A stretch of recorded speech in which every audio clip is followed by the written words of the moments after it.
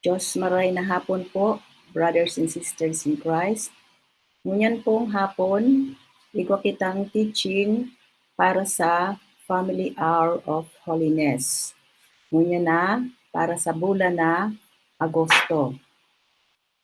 Ang sa tuyang topic po, ang sa tuyang teaching tungkol po sa principles, processes necessary for the growth of Christian community.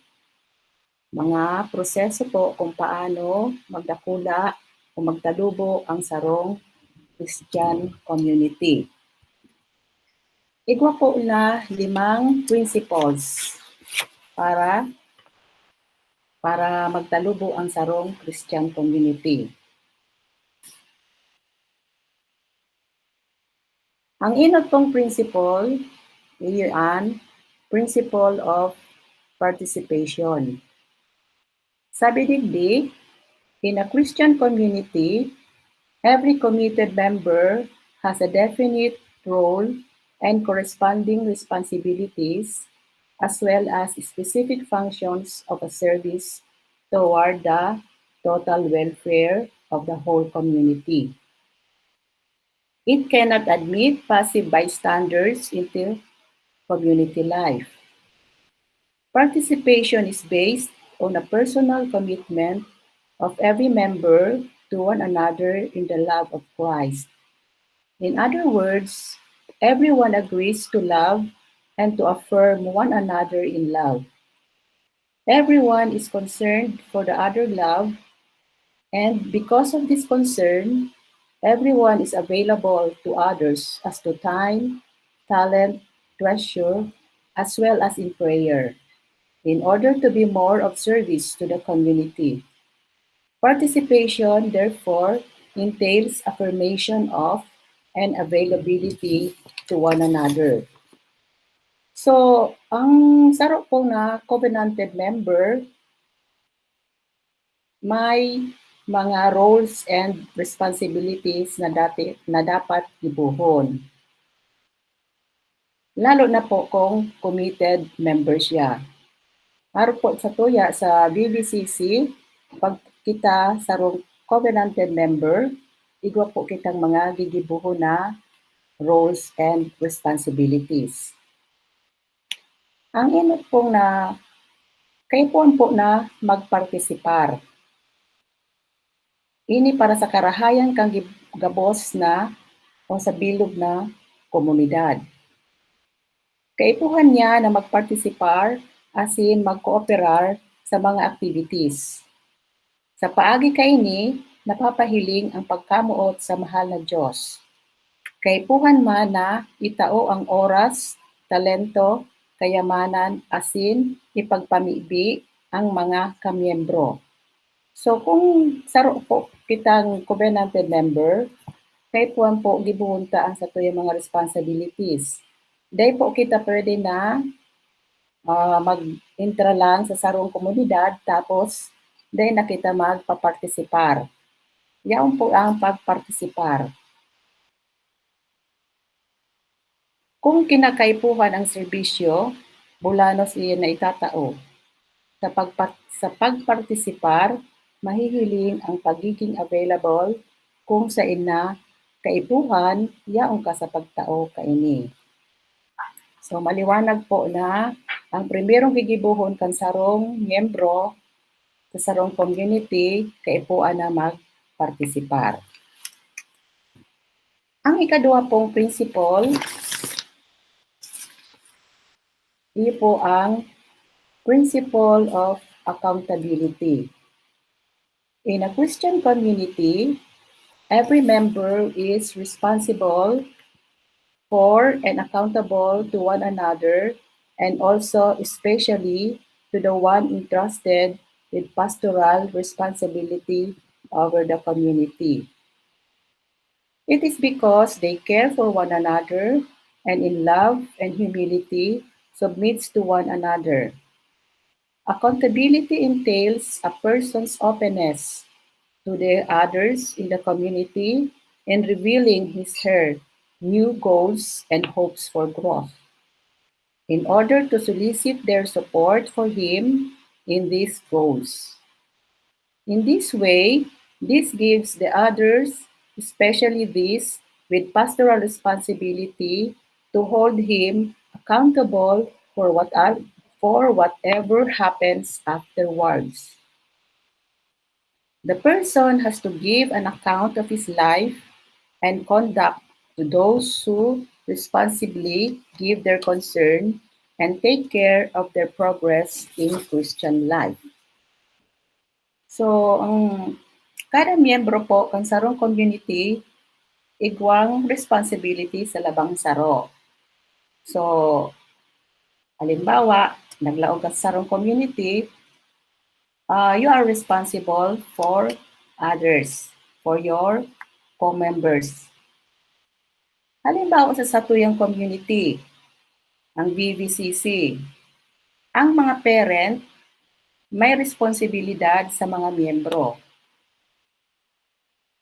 Kaya kung nagpara-absent halimbawa ang sarong member, pigiisi kang parent ang dahilan kung nata siya nagpara-absent. Iyan po ang pigsasabitang parental checking. Sa parental checking po, pig-aram kan mga parent ang mga problema kan sa iyang members. Sa kung dai pag-asikasuhon o pabayaan na sa nakang parent ang continuous absent kan sarong member, baka po dai na iyan makabalik. So, iyo manini ang pagpariparo, iyo manini ang pagriparo kang mga parent sa mga tamang mga aksyon kan sa iyang mga member. Dari baga po sa sarong magurang, kung ano po ang salanggibo kan sa iyang aki, pigkukorektaran. Sa pagkorek po kaining mga parent, dahil po kita magraot tibuot, ta bako man po iyan pakikilabot. Kundi, iyon po ang sarong paagi na pagpahiling sa pagmakulog kan sa iyang miyembro. Sa kung dai po iyan pagigibuhon, baka po may mga mangyari na bako marahay. So, iyo po yan ang principle of accountability. Ang tulo pong principle, iyo ang principle of communication, consultation, collaboration, and coordination. So, dapat mayroong communication, komunikasyon, konsultasyon, collaboration, asin coordination. Sabi po digdi, each member is joined to every other members in the body. Their responsibilities and functions are likewise interconnected. So may connection po ang mga responsibilities and functions. That is why in a Christian community, constant communication and consultation are needed for the wholesome functions of the entire body. So, mahalaga po ang constant communication. Pag sinabi pong constant, pirmi-pirmi. Kaya po baga may mga meetings kitang pigagibo kada bulan.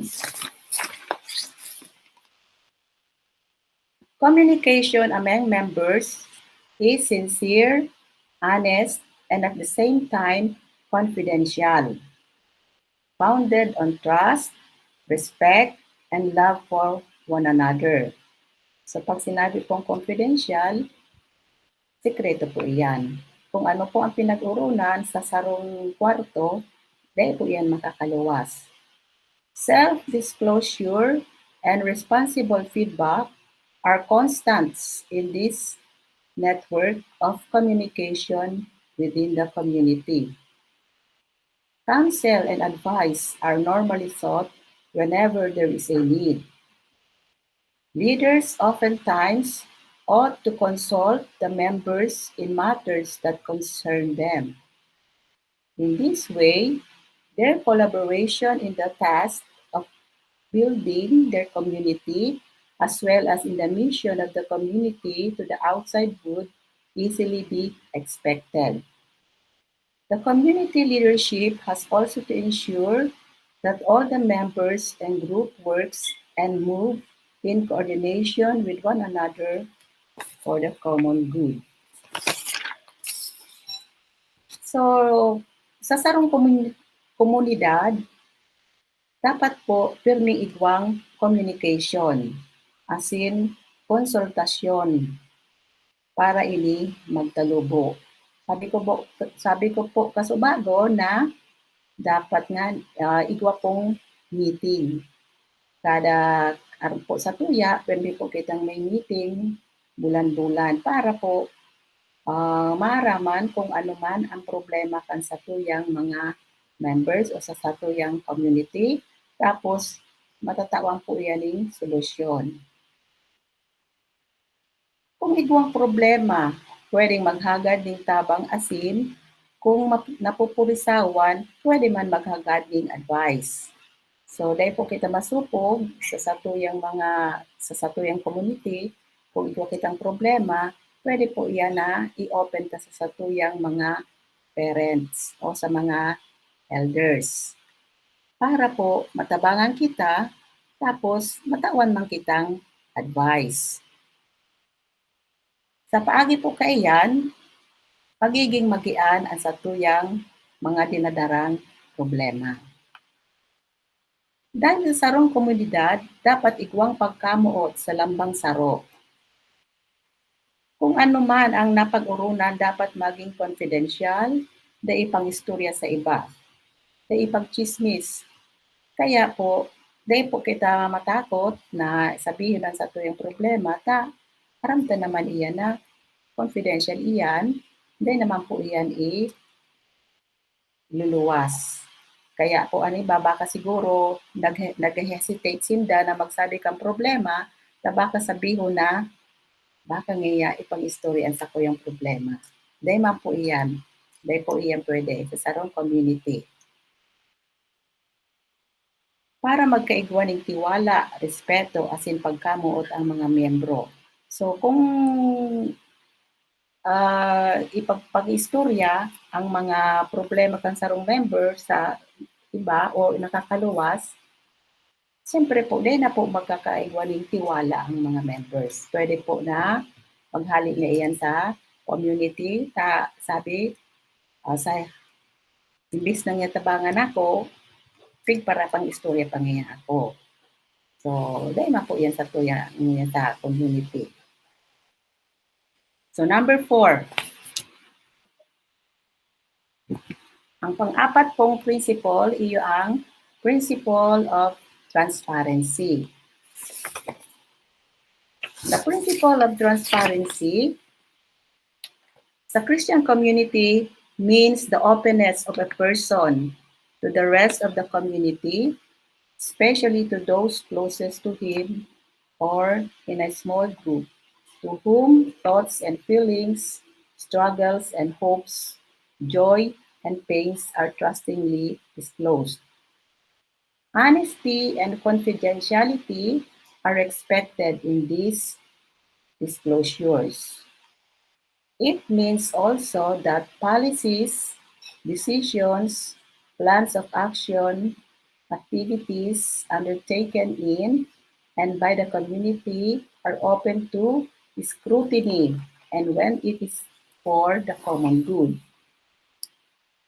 So dito po sa principle of transparency, maging bukas ang sarong miyembro daing sikreto kung igwang hinanakit o gustong maliwanagan, pwede man maghagad ng open forum. So kung halimbawa po ang gusto niyang maaraman, sa sarong community baga po, kuminsan, igwa kitang mga funds, igwa mga collection, o kung gustong maaraman kung saan napaduman ang mga collection, pwede man po maghapot ang member. tanganing maaraman man kung saan napapaduman ang mga kumbaga yung pundo, yung collection.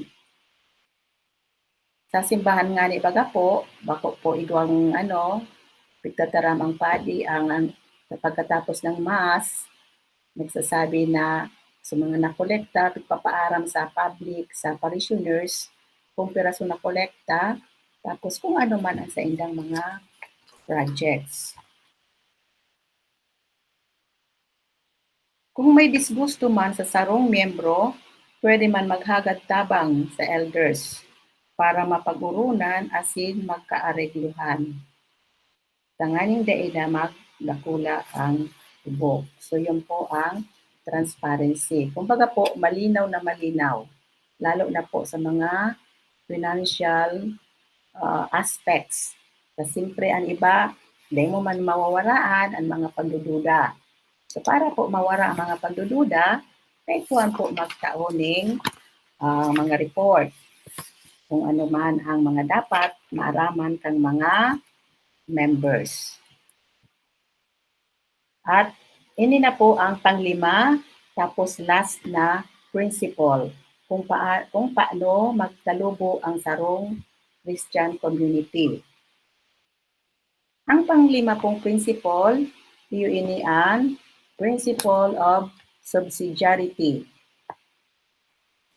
In a Christian community, small groups have their members and resources. Whenever these are sufficient to responsibly undertake a particular task in the community, then the entire community, with its greater resources, may not undertake that same task. The more such small groups, even with their limited resources, there are in a given community, the farther will the entire community develop and grow. And on the other hand, the more the whole community unnecessarily intervenes in performing tasks proper to smaller groups, within the less chance and space it has for meaningful growth and service. The body is for its parts, the parts are all for the body. Whatever the lesser part can adequately do, the greater parts ought not to do. Only when a lesser part cannot perform sufficiently well should the larger part come in to assist. Ang sakuya pong interpretasyon sa principle of subsidiarity, bago po sabihin ko kung ang sakuyang interpretasyon, ang gusto pong sabihin kang subsidiarity, pwede maghapot ka mo, ang subsidiarity, tabako man ini maray familiar. When we say subsidiarity, it is the principle of allowing the individual member of a large organization to make decisions on issues that affect them, rather than leaving those decisions to be made by the whole group. Ang gusto pong sabihin kaining subsidiarity na kung sa sarong organisasyon po, halimbawa siyempre sa satuya niyang Vercom Vitae Covenant Community, kung magibo po, halimbawa po may kay po nagibuhan ng desisyon, ang magibo kayang pong desisyon, iyo po so sa taas, so halimbawa yung elders. Pero kung pwede man sana po ma-solve kang parents, isi-solve na iyan. Kung dahil po masosolve kang parents, pwede na po maghagad ng assistance sa elders. So, sa subsidiarity po, ang sakuyang pagkasabot na kung kaya man sanang maresolveran ang sarong bagay o problema kang nasa ibabang posisyon, dahil nakaipuhan darahon pa sa itaas na posisyon. Halimbawa po, kaya man sana, kaya man sana sa parent, dahil na po darahon sa elder. Kung pwede man sanang pag-urunan, dahil nakaipon pang darahon sa higher authority. So halimbawa po sa pamilya, kung halimbawa, siyempre dahil man po mawawaraan ng problema sa sarong pamilya, ang masol po kayang kang problema, iyo po ang father. Pero po, so mother man po, bago darahon sa father, itry man ng mother kung paano niya masolve. Kung dahil na kaya, saka siya mataram sa father para masolve ang problema. O kaya po, ang problema kan sarong pamilya, dahil man po yan masosolve kang ibang pamilya. Ang problema po ni De Los Santos family, sinda man sanaan makakasolve kaan. Bako po, makakasolve ang ibang family.